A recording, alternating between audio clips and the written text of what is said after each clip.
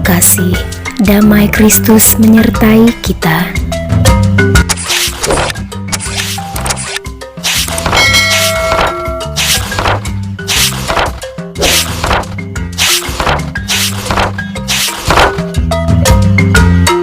Berdoa dengan giat berarti mengetuk pintu pada Dia, di mana kita berdoa dengan gerakan-gerakan hati bertahan dan penuh bakti.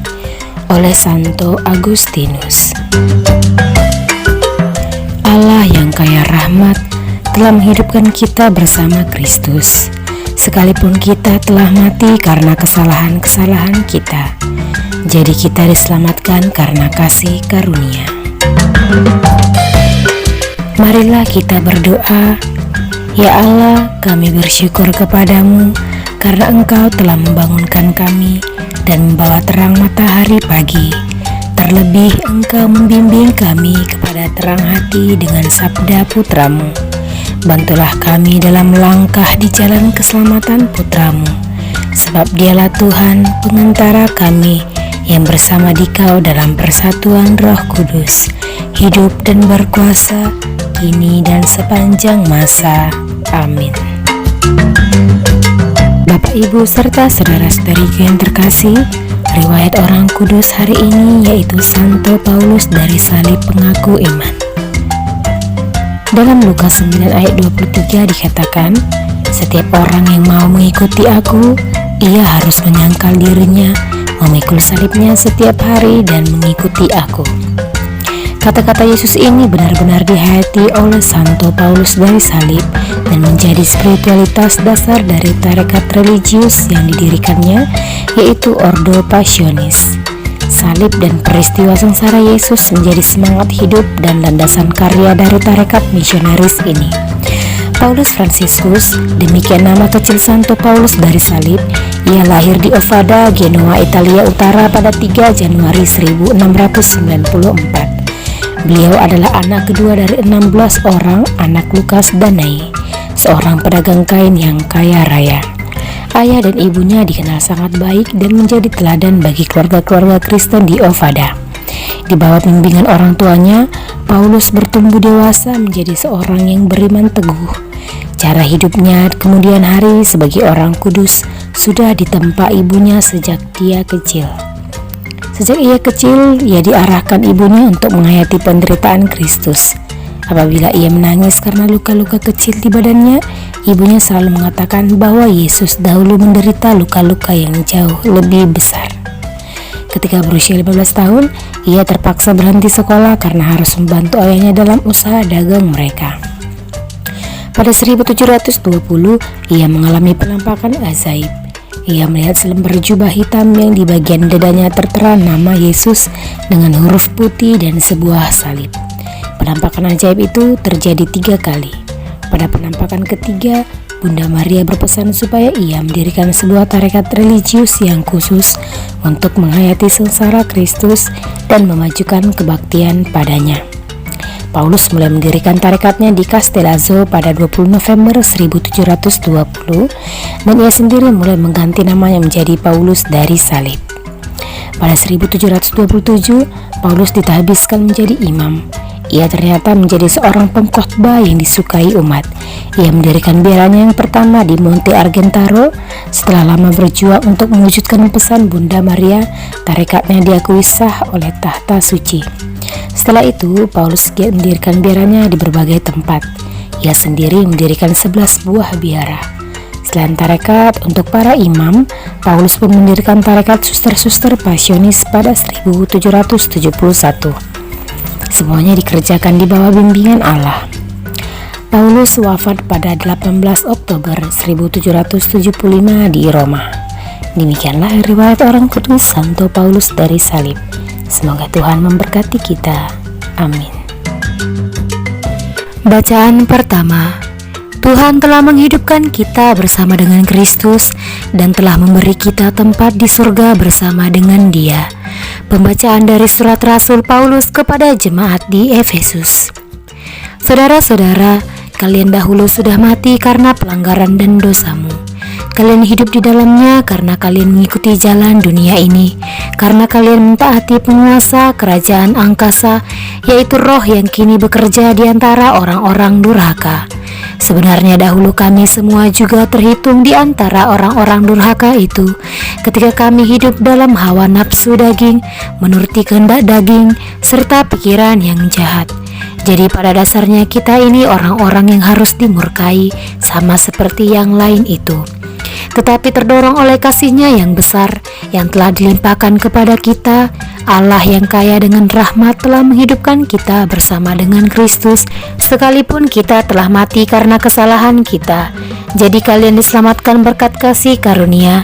Di dalam Kristus Yesus itu Allah telah membangkitkan kita juga dan memberikan tempat di surga bersama dengan Dia. Dengan demikian Allah bermaksud di masa yang akan datang menyatakan kasih karunia-Nya yang berlimpah sesuai dengan kebaikan-Nya terhadap kita dalam Kristus Yesus. Sebab berkat kasih karunia kalian diselamatkan oleh iman. Keselamatan itu bukanlah hasil usahamu, melainkan pemberian Allah. Jadi keselamatan itu bukanlah hasil pekerjaanmu. Maka jangan sampai ada yang memegahkan diri, sebab sesungguhnya kita ini buatan Allah, diciptakan dalam Kristus Yesus untuk melakukan perbuatan-perbuatan baik yang dipersiapkan Allah sebelumnya. Demikianlah sabda Tuhan. Syukur kepada Allah. Bacaan Injil. Bagi siapakah nanti harta yang telah kau sediakan itu? Inilah Injil Yesus Kristus menurut Lukas. Sekali peristiwa Yesus mengajar banyak orang. Salah satu dari mereka berkata kepada Yesus, "Guru, katakanlah kepada saudaraku supaya ia berbagi warisan dengan daku." Tetapi Yesus menjawab, "Saudara, siapakah yang mengangkat aku menjadi hakim atau penengah bagimu?"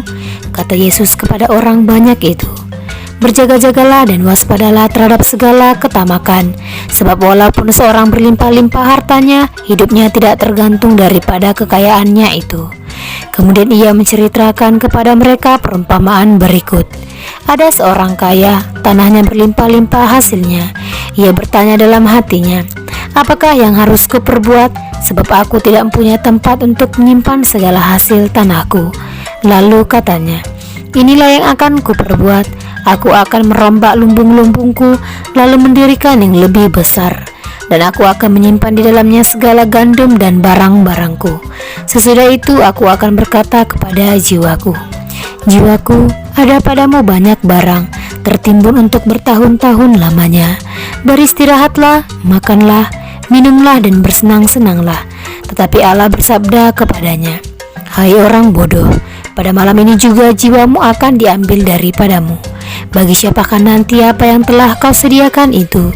Demikianlah jadinya dengan orang yang menimbun harta bagi dirinya sendiri, tetapi ia tidak kaya di hadapan Allah.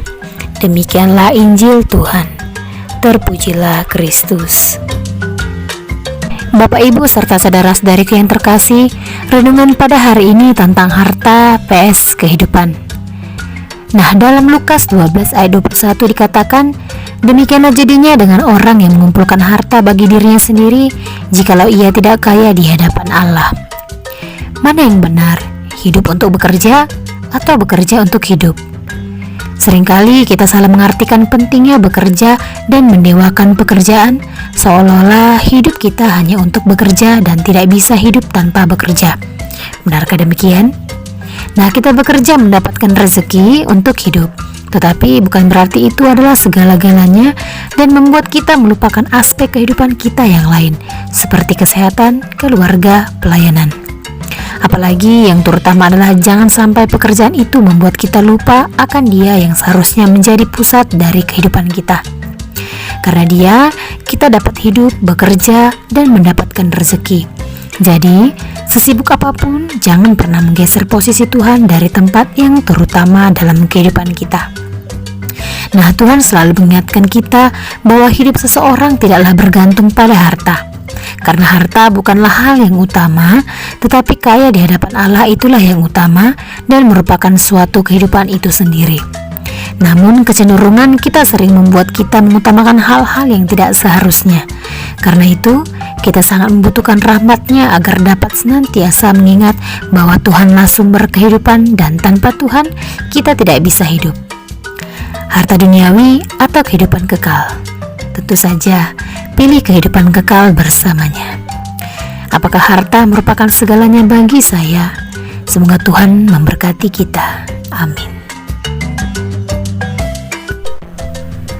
Marilah kita berdoa. Ya Yesus, bantulah kami untuk selalu menyiapkan lahan yang subur di hati kami. Dengan demikian, setiap benih sabda-Mu yang ditaburkan dapat tumbuh, hidup dan menghasilkan buah melimpah sesuai dengan kehendak-Mu sendiri. Engkaulah Tuhan yang hidup dan berkuasa, kini dan sepanjang masa. Amin.